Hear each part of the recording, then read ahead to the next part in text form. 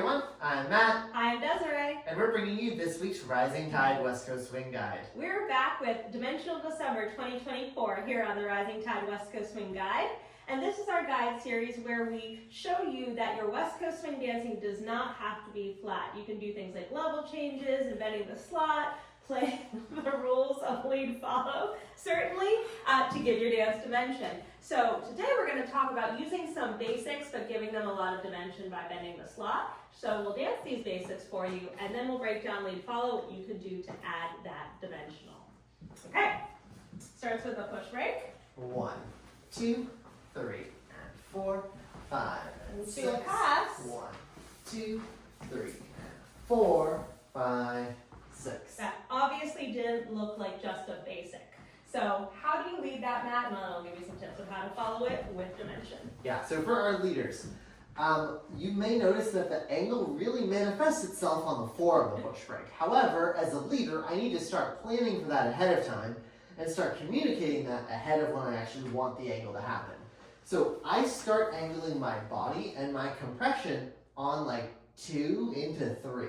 So that when we're compressing here, Desiree's already like, oh, okay, this is gonna be an angle. 3 and 4, we're out to the corner. We could anchor here, 5 and 6. We could reset back to the slot, 5 and 6. Or what I tend to think is a little bit cooler is if we tether around to the opposite corner. So we almost think about it like an X shape where we had one X and now we're on the other side of the X. Now, from here, we don't want to stay on this slot, so we're going to use the second pattern to fix the slot. So 3 and, then a big push to reset the slot for 4, hold for 5, land for 6.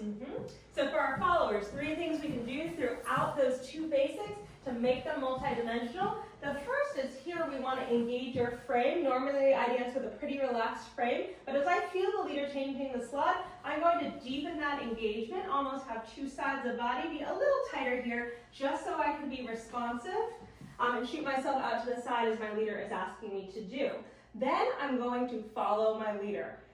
When we bend the slot, we kind of have these competing notions of should I stay on the slot and own the slot of the track, or should I be responsive to my leader? It's 50-50, so we are aware of the slot, we're not completely disregarding it, but as this tether happens, I'm going to orient my core to my leader's core so I still have that spotlight on them.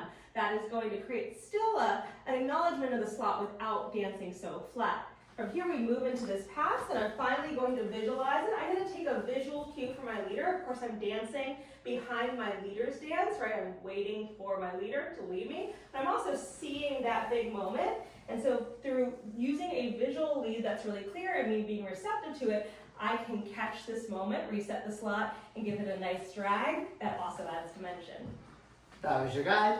Thank you everyone for tuning in. If you like this video, be sure to give it a thumbs up. Subscribe to our YouTube channel, like our Facebook page, and check out our website and online store. Link in the description. See you next time.